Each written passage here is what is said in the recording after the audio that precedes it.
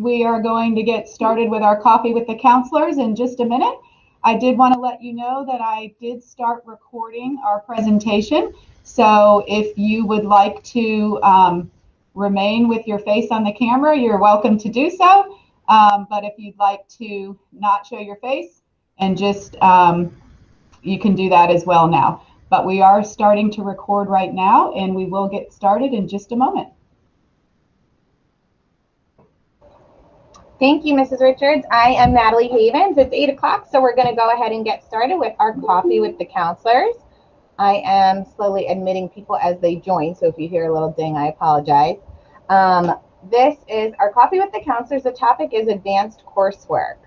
Today is February 12th. We have some of our counselors with us.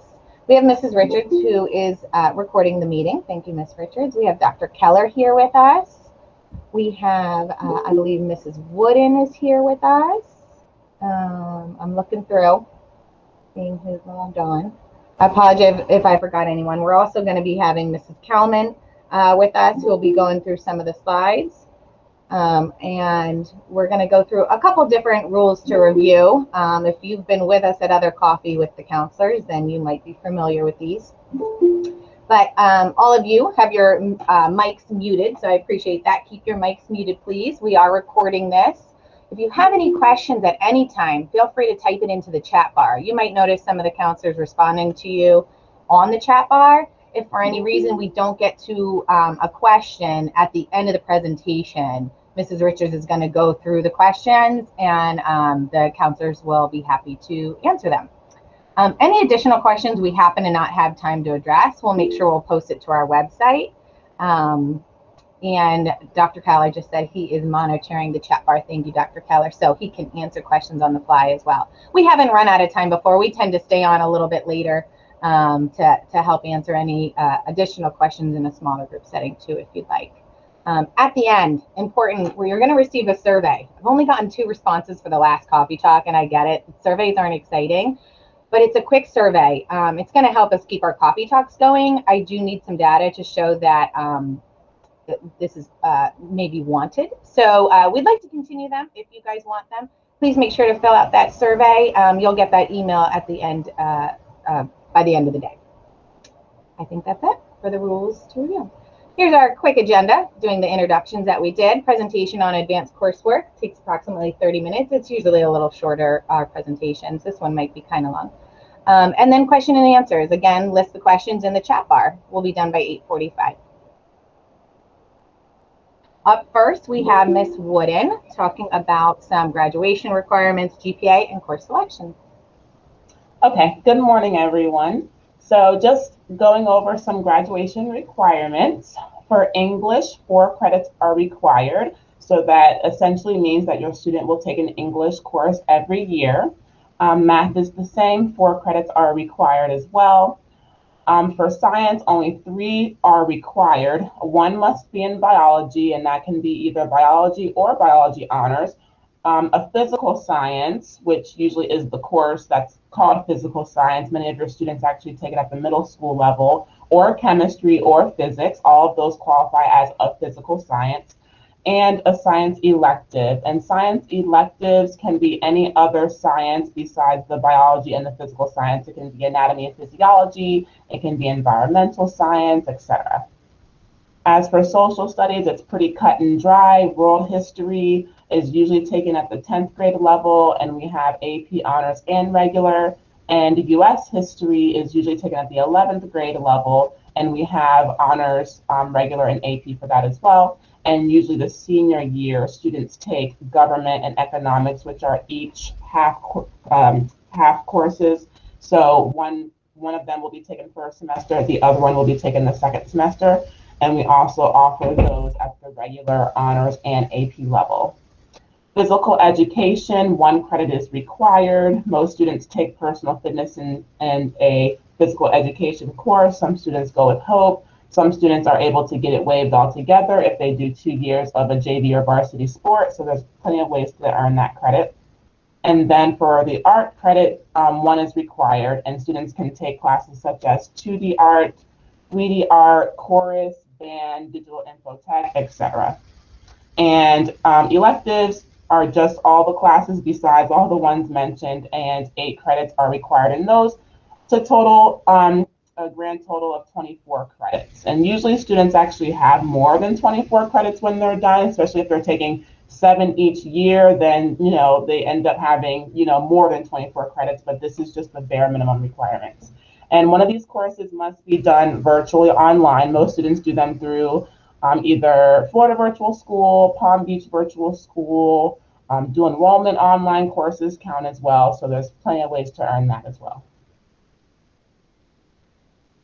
Okay, so across all those credits that I just mentioned, the student must have at least a 2.0 GPA and all of those credits attempted for graduation, which is considered a C average. But however, though that's the minimum to graduate, many colleges and universities are going to require a 3.0 or higher. I'm going to even like gamble to say more like a 3.5 or higher to try to get into those competitive universities such as UF, FSU. Most of our students, you know, are pushing for those schools, go Noles, and they usually need to have, I would say, even more, but closer to a 3.5 than a 3.0. Okay, so this is just an example of a rigorous schedule. So what does a rigorous schedule look like? So we have ACE general paper, Algebra 2 honors, like a math at the honors level, AP level social studies, a language, because 2 years are required for going to 4 universities. And traditional diplomas, these are just examples, like biology honors, ACE thinking skills, ACE marine, etc. However, if your student is in Biotech Academy, of course, they're going to have certain electives that they must take. So they must take the genetics honors class, and they must take, you know, the classes following that for the rest of their years to be to successfully finish that particular program. Entrepreneurship Academy, these are just some examples, like ACE business, accounting. You just want your students to be taking some rigorous courses. And for Law Academy, the constitutional law honors class is required. So if your student's schedule is going to look a little bit different depending on if they're traditional or if they're involved in an academy. So this is just an example of what does a rigorous schedule look like. Okay, so oftentimes we get this question. We actually get this question a lot. So for regular classes, if you earn an A in a regular class, so a regular class could be English 1. So if you earn an A, you earn 4 points for that A when it comes to calculating the GPA.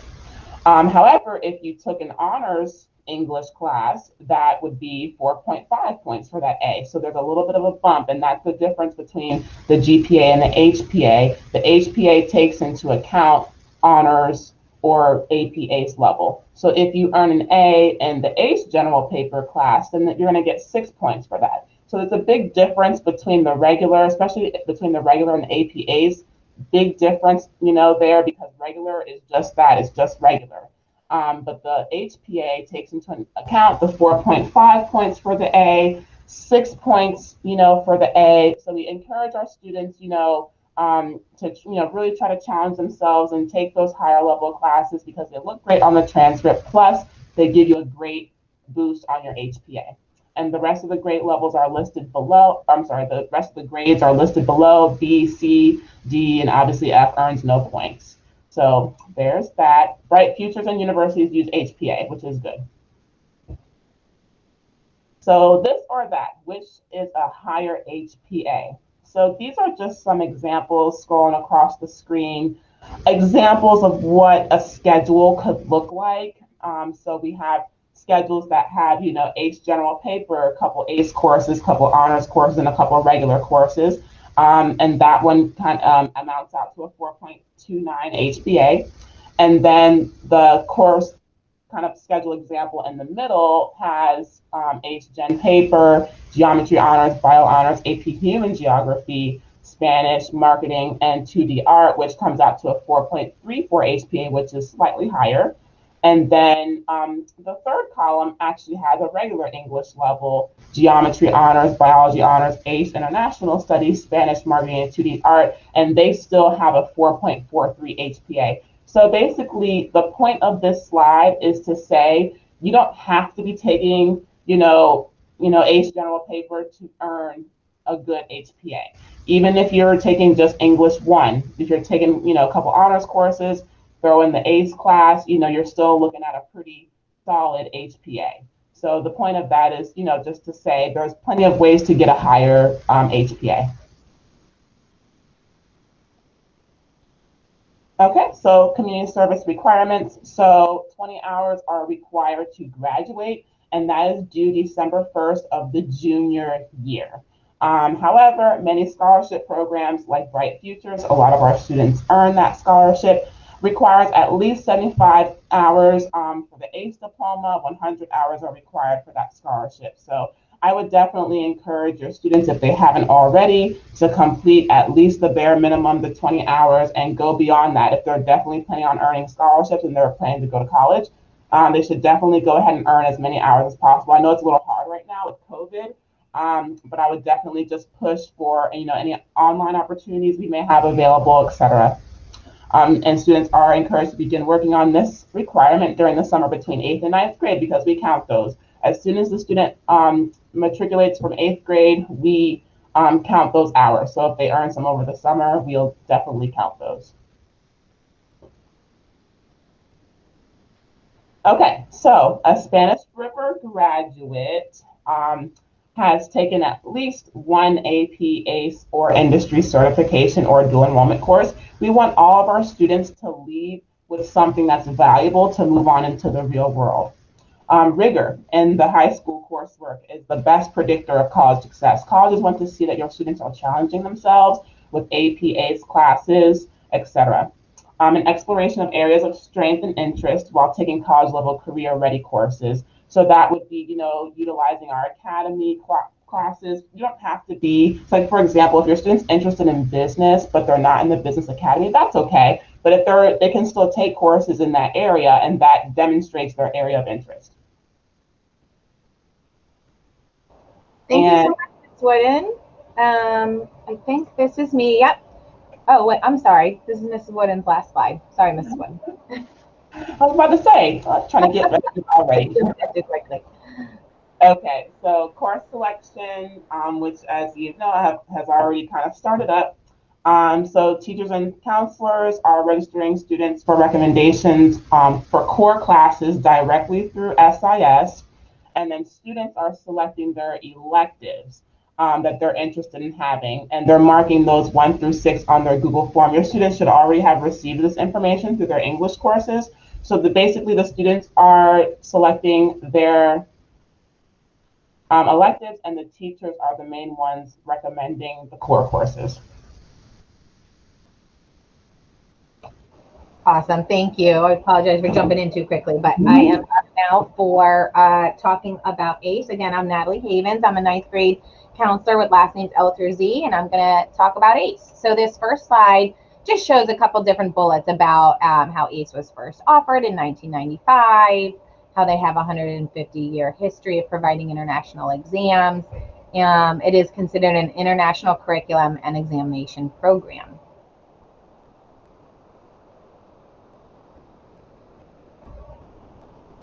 So for the college and university recognition, over 600 universities in the US accept Cambridge International AS and A levels. So that means any ACE classes that we offer here. If you're interested in finding out if a particular college accepts it, you can definitely go to the college website and find out. Some Ivy Leagues and Ivy Plus universities also accept it. Cambridge qualifications are accepted at over 1,400 institutions across 195 countries. It's very internationally recognized. And so it's a popular program and becoming more and more popular.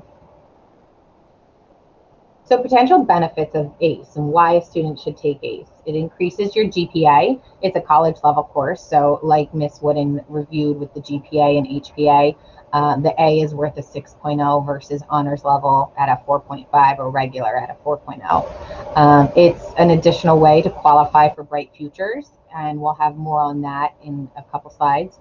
It's a possible way of earning college credit. Again, you can look at the particular college website to see if they'll accept ACE, a particular ACE class. It helps with college level preparation, and it's exposure to different methods of assessments with emphasis on higher order thinking skills and writing. We do hear there's a lot of writing in these classes, but it's a great way to expose students to those higher level classes. It's not something a student has to do, but it certainly never looks bad to do. It gives them the ability to compete for admission to the most elite colleges and universities.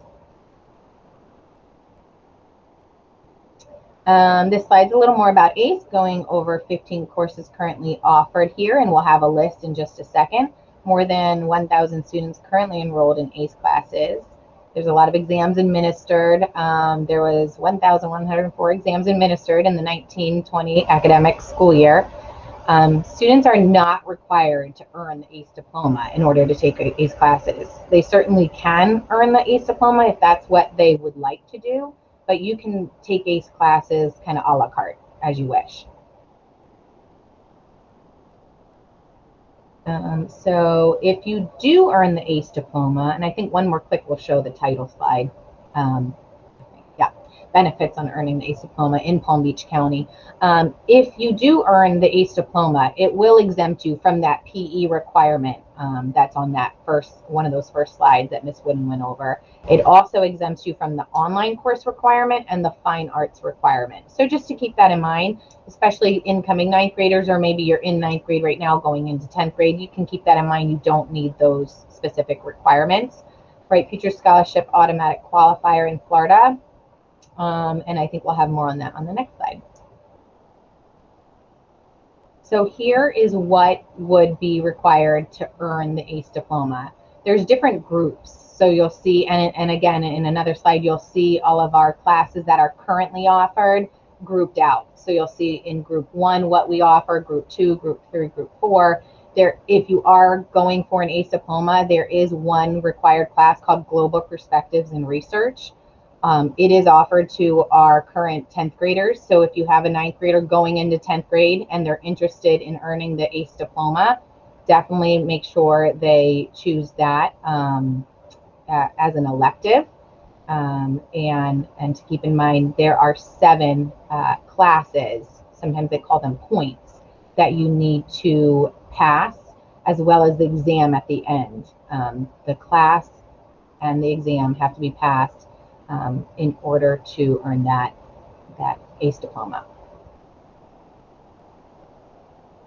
And here are the classes that we currently offer. That first one, Group O, that's just the required course, Global Perspectives.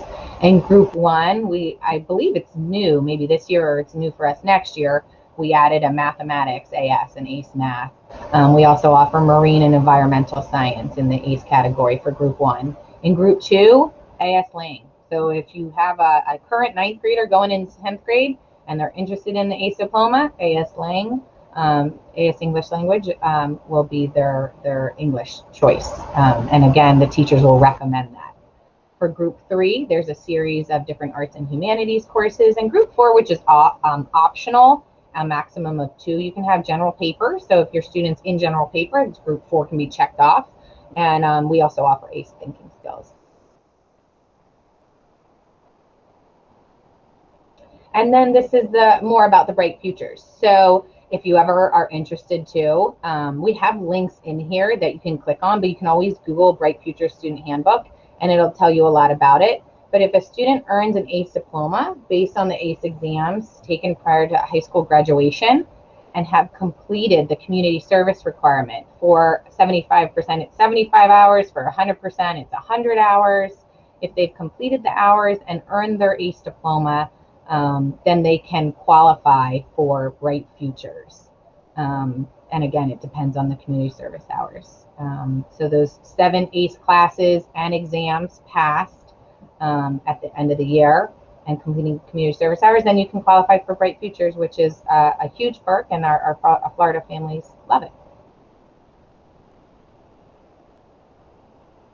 And that is it for ACE.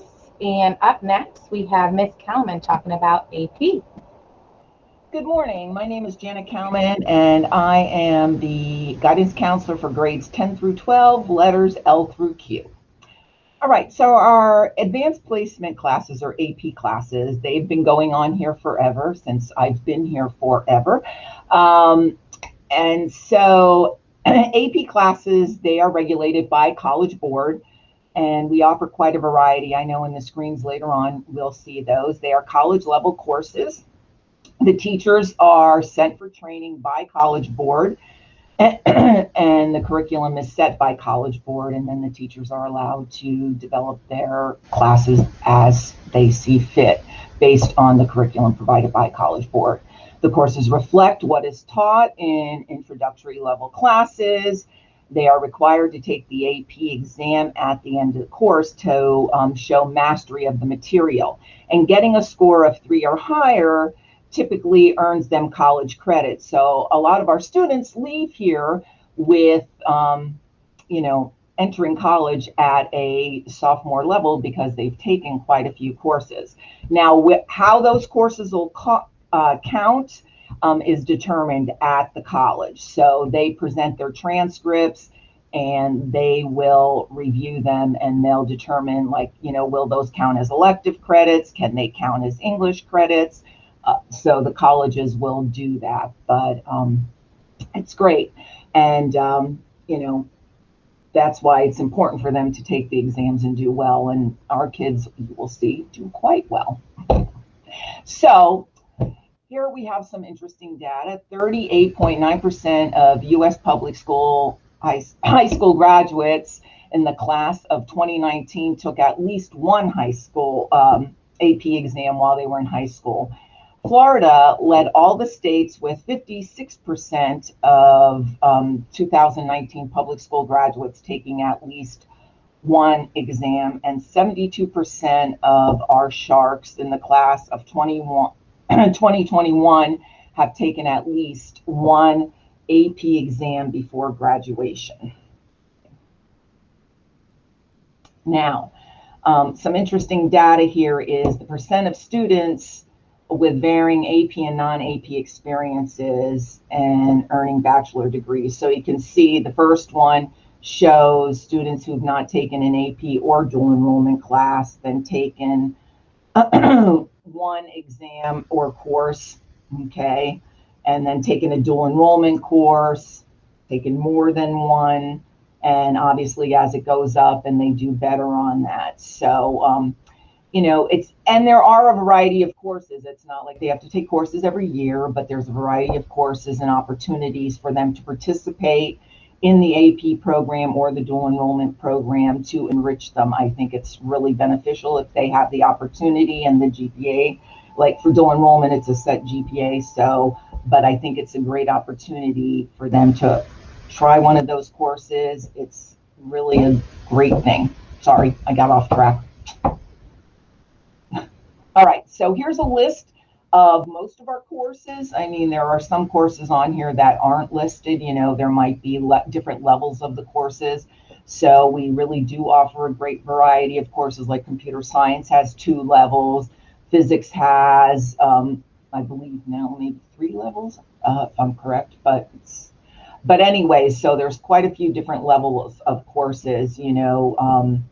The economics I don't see on there, but that could be me. So there are quite a few levels of classes, and the students, again, we have an amazing amount of students taking AP classes. Okay, and here you go. So if you just look, AP Lit, which is what they take in their senior year. Here's our percentage, 91, 60 nationally. Lang, which they take as an 11th grader, 87 to 62. Chem, 78 to 56. Bio, 82 to 69. World History, 80 to 60. U.S. History, 76 to 59. Psychology, 87 to 71. AP Human, 73 to 59, computer science, which I will say is extremely popular, 97 to 72. So, and each of these courses has 100% of test takers. So like every student has taken the test if they've taken the class. It's very rare. Maybe a student gets sick or something, doesn't sit for the exam, but that doesn't count against us. So it's amazing. And here you go. You can see it. So in 2016, you can see how our numbers have gone up. I'm not going to read the chart. You can just see how the numbers have risen consistently each year. The number of test takers have risen. the students who have gotten 3s or better on their exams, okay, and the percentage of students. So the program's very successful here. Our teachers do a great job. They do a great job preparing the students. The kids are engaged. They like the classes. I've never, ever in all my years here have ever had kids complain about the AP classes at all. They love them. They're engaged. And it prepares them for college. It's great. So anyway, that's what it says there. Being prepared. That's the key. Well, that's pretty much the key. Okay, I'm done. Thank you so much, Ms. Kelman. Next up, we have Dr. Keller, who has been manning the chat station. Thank you so much, Dr. Keller. He's going to talk to us a little bit about dual enrollment and industry certification. All right, fantastic. And yes, so far I'm up to speed on the chat box. So I am Dr. Keller, the career and college coach here at Spanish River. I love a large crowd, so thank you for all attending and good morning. Okay, so we are on to dual enrollment. Dual enrollment is a favorite topic here at River. Okay, as you see here in the list of things that are provided, I think 7 bullet points, you will see that dual enrollment is college courses they'll be taking at the college. Typically, our students are going to take them at either FAU or Palm Beach State. Please keep in mind that FAU shares a campus with Palm Beach State, so there's not that significant difference in travel time. The grades go on both the high school transcript and you're establishing a college transcript, so please keep that in mind. They want to do well. Okay, anytime a student has to withdraw from a class, they are going to be forbidden from being able to participate again. Again, I put the onus on the child and the responsibility is top notch. So please, please, please, if you have a student who wants to dual enroll, that they are taking it with the utmost responsibility, because we want to make sure that they are going to be successful. So the earliest a student can participate with dual enrollment is going to be after their freshman year, because they must have an established GPA. That GPA must be a minimum of a 3.0. That's going to be their unweighted GPA. So a 3.0 is going to be a B average. So they need to maintain at least a B average, and they must have completed English 1. So whether that be an ACE curriculum, just a regular honors class, whatever it is, whatever the equivalent is to English 1, they must have that completed in addition to 4 other credits and maintain a 3.0 average. Okay, they also need to have test scores. So your typical test scores are going to be ACT or SAT, but it's very unlikely that it is very likely that students may not have those scores. If they're a freshman, if they're a sophomore, they may not have taken the ACT or the SAT. So the PERT is administered through Palm Beach State. It is free. It kind of mimics what the ACT or the SAT would be. They need qualifying scores on that, and then they're good to go. Also, if they have qualifying PSAT scores, those will also be accepted. They must mimic the same scores that are required for the SAT. Okay, and yeah, so that's that for that slide. All right, industry certification. So we do have 6 courses or lines of courses that provide industry certification. The certification will give them entry-level skills in that area. And so they have to test to confirm that they have those skill sets, that they have that mastery, and they definitely become more marketable, because a lot of times students, if they're applying for jobs, they don't have previous jobs. They don't have that experience that jobs would like them to have, especially jobs that aren't going to be your very entry-level jobs, like working at McDonald's. Say if you want to work somewhere else, you want to be a data processor, you want to work in the front office of a law firm or something like that during the summers, having some of these certifications are valuable, especially because they help to build a robust resume for a high schooler. And students can also receive college credit depending on the institution. So the 6 courses that we do offer are going to be biotech, DIT, which is digital information technology, digital design, which has multiple levels, TV production, which also has multiple levels, Java programming, and early childhood. Those would be the 6. So at the conclusion of those classes, there are statewide assessments. As long as they pass those assessments, they will have an industry certification for those particular fields of study. And folks, that is all I have. So I am done. Thank you for joining us, and I'm going to pass it back along to Ms. Havens. Yes, thank you so much, Dr. Keller. We're hoping we're answering your questions well. Thank you so much for joining us. Again, we're gonna post this, we're gonna post this video. We're also gonna post this presentation. It'll all be up, all of our coffee talks are up on our website under school info, school counseling services, and I think it's called Coffee with the Counselors or Coffee Talks. So feel free to access them anytime. A survey is gonna be emailed to all of you. In order to keep Coffee Talks going, please make sure to fill out the survey. We love your input.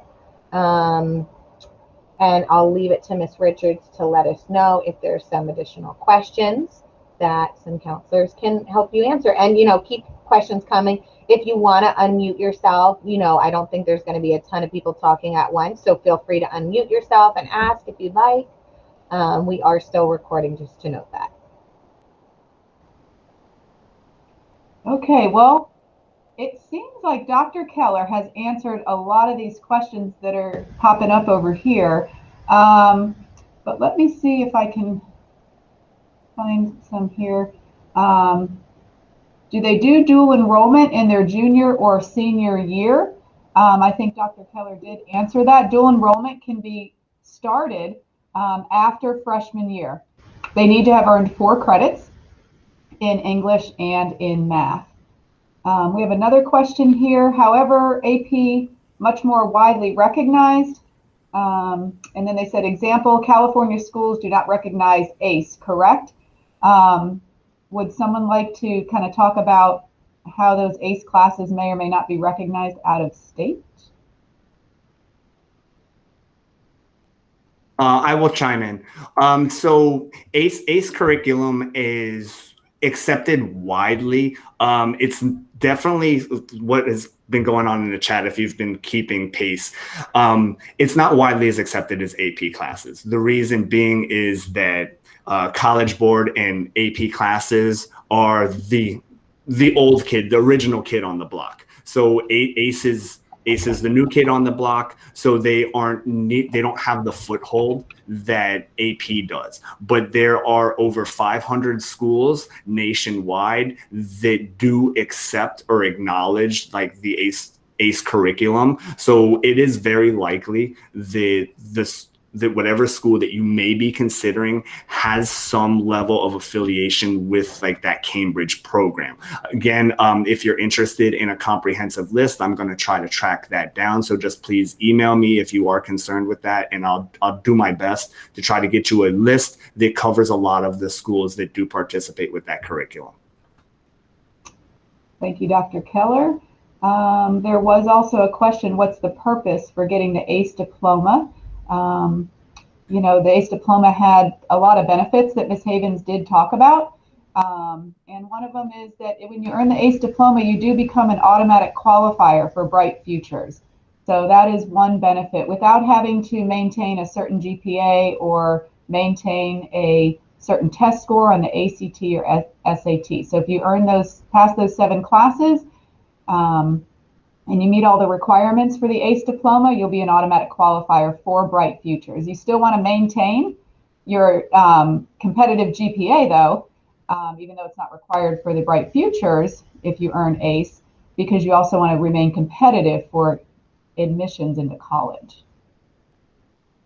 Yes, thank you, Ms. Richards. And also that community service hours along with your ACE diploma will qualify you or qualify a student.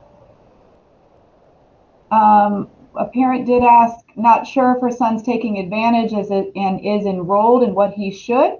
How can we have guidance? So you can always reach out to your son or daughter's guidance counselor. If you are a 9th grader, letters A to K, it'll be me, Kimberly Richards. Natalie Havens is the ninth grade counselor for students with the last names L through K. And then we have our other counselors. We have Lisa Solid, 10 through 12, letters A through D. We have Melissa Loyacona for 10 through 12, letters E through K. We also have Janet Kalman. She was one of our speakers today, and she is the counselor for students 10 through 12, and her letters are L through Q. And then Miss Tia Wooden, she also spoke today, and she is the counselor for 10th through 12th grade, students with the last names R through Z. So feel free to reach out to your kid's counselor, and we'd be happy to help you with any questions you may have. Thank you. And I just put that link on there for anybody who would like. You can click on that link to see the list of all of us school counselors and our emails. So feel free to click on that and email us directly if you'd like. There is a question. Does Bright Futures have any advantage out of state? Is there a counselor online that would like to answer that question? It's a Florida thing. I'm sorry.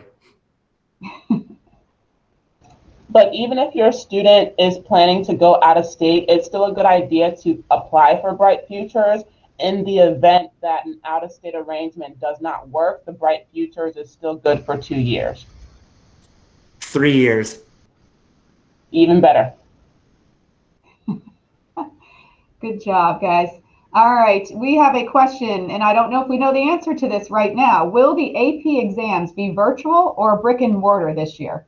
To be announced. College Board will let us know, but it is very likely that there will be offerings for both, but to be determined.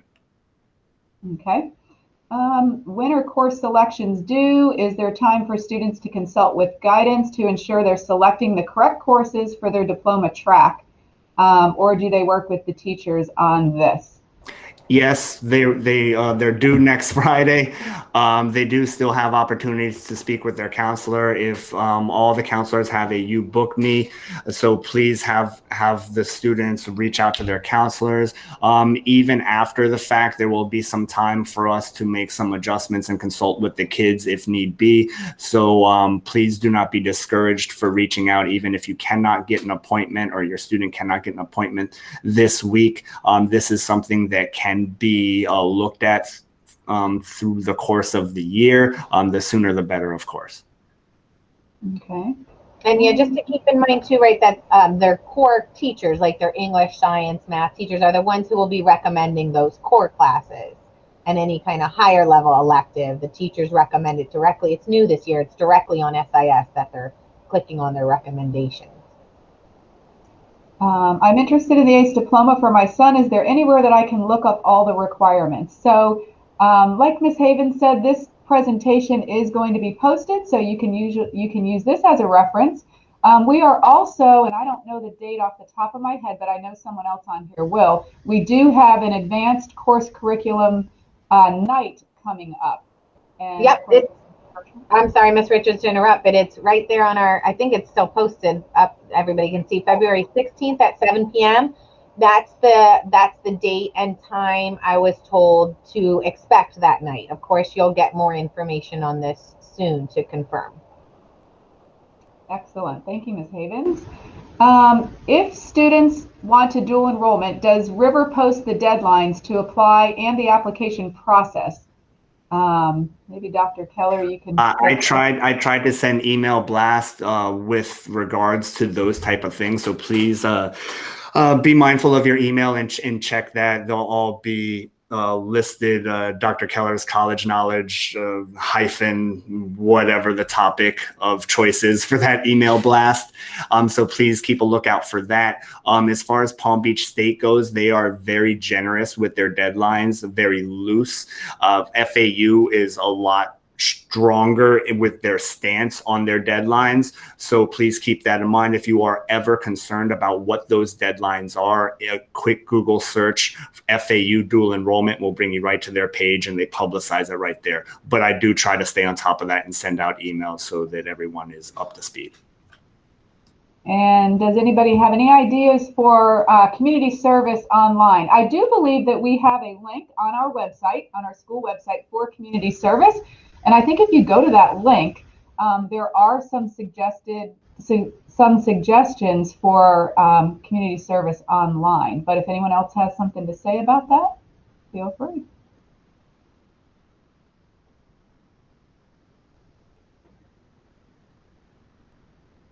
In the event, I just posted the link for online in the chat. So if you want some online community service options, they are now in the chat at a hyperlink. Thank you, Dr. Keller. In the event a student does not pass an ACE exam, do they retake or switch to a different level?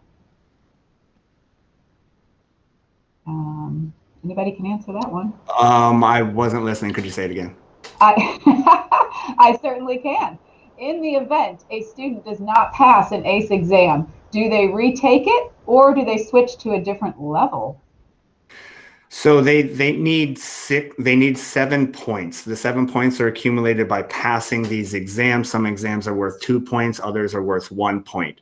It really would depend on if the student needed that exam. If they needed that exam, it would be something that we could talk about. If there's an opportunity for the student to retest, then that will be explored. If the student has excess points, then at that point there would be no need for them to retake that exam. Thank you.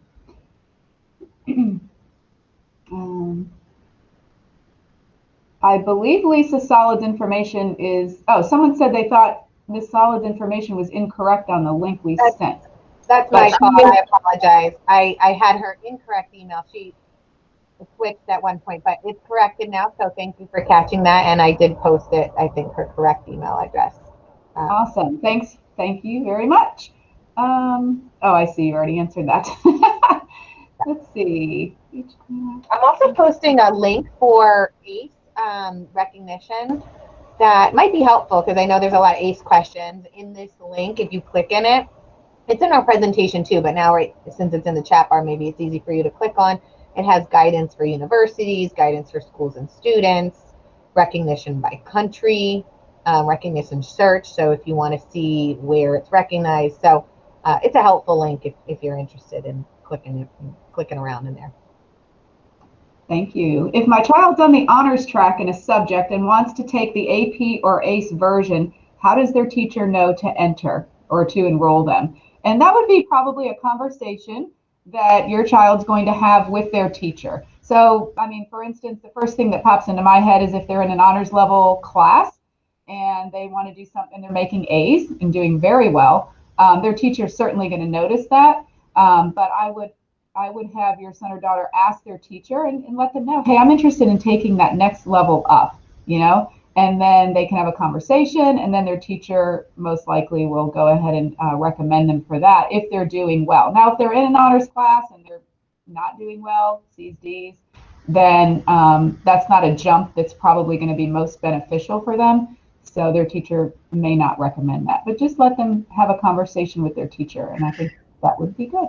And all of the core teachers are going to recommend students. So when a student goes into their SIS, the recommended course selection will be there based on their performance and their potential seen throughout the year thus far. If a student feels contrary to what the teacher has recommended, then they'd want to have a conversation. A lot of these conversations will not need to take place because I'm sure that the recommendation will be in alignment with what the student wants. If the student is performing well in the class, obviously they are an ambitious student and want to see that through. So in those cases, in 95% of the time, they are going to be approved for the class that they wanted to take anyway. But again, if what they see is contrary to what they believe, at that point, we would recommend that they have a conversation with the teacher.